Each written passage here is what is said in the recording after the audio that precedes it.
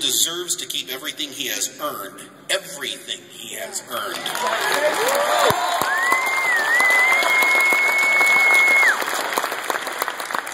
Dr. Paul likewise understands that while the right of armed self-defense is indispensable, no government ever improved a person's life by pointing guns at him. For decades, he has courageously opposed the untethered madness of drug prohibition and every other front of the government's ever-escalating war against the Bill of Rights. He does this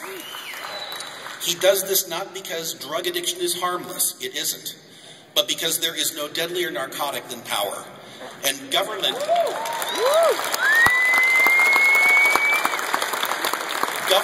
has no authority to dictate what people freely choose to consume.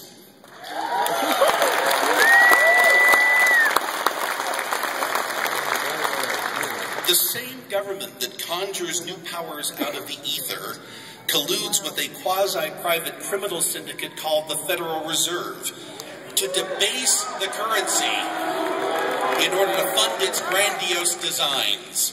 And for decades, Dr. Paul, often alone, has worked to expose the crimes of that officially licensed counterfeiting ring and its role in making debt slaves out of us and our children.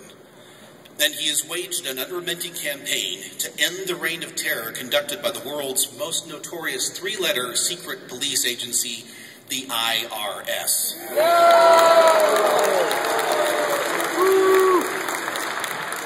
Alone among Republican contenders, Dr. Paul seeks to restore a foreign policy compatible with that of Washington, Jefferson, and John Quincy Adams. He alone is committed to the actual defense of our country, rather than perpetual military entanglements in the affairs of other countries that do nothing to protect our freedom.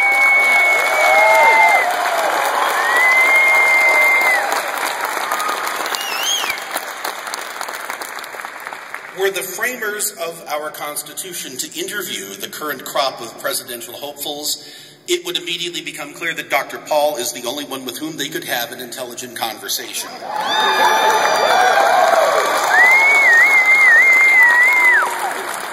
That is because the language of liberty is his native tongue, not some unfamiliar dialect from which he borrows an occasional phrase for use during election campaigns. The most important qualification for the presidency is an understanding of the Constitution and the character to preserve, protect, and defend it. Dr. Paul's rivals for the nomination recognize those qualities in him, which is why during debates they habitually defer to his insights whenever constitutional questions are being addressed. And this is why Dr. Paul is the only candidate who, if elected, could take the oath of office without committing an act of public perjury.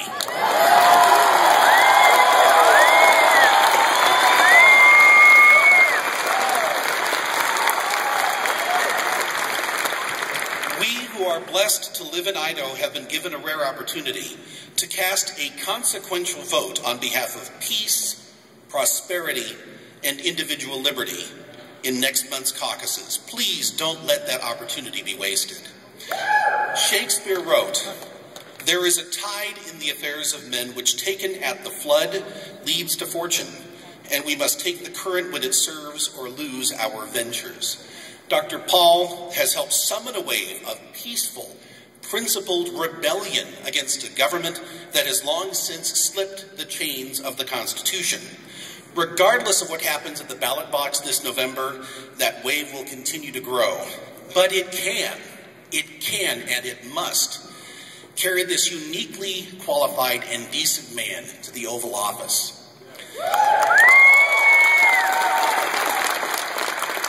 If God is unusually generous, and the American people are wiser than we've recently been, my friends and my fellow Idahoans, I give you the next President of the United States, Dr. Ron Paul.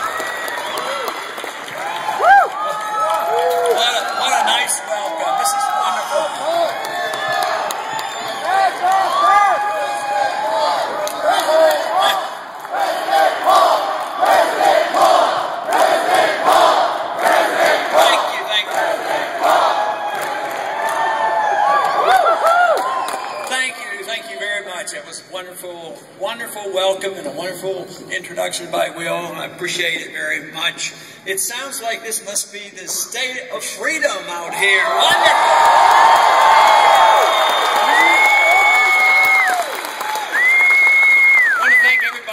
So much effort into, because you had at least 3 months to get ready for this function, didn't you? And all of a sudden, a lot of people show up. That means the issue of liberty is alive and well and growing. That's what I believe, and I think that's what I'm witnessing right here today.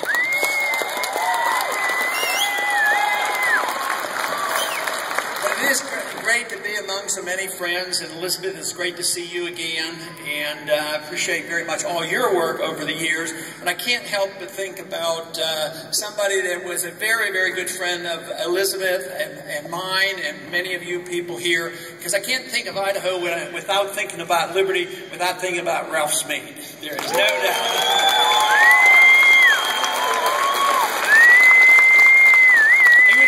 Always convinced ideas did have consequences, and I think that's absolutely true. Also with me today is my wife Carol, 55 years of age.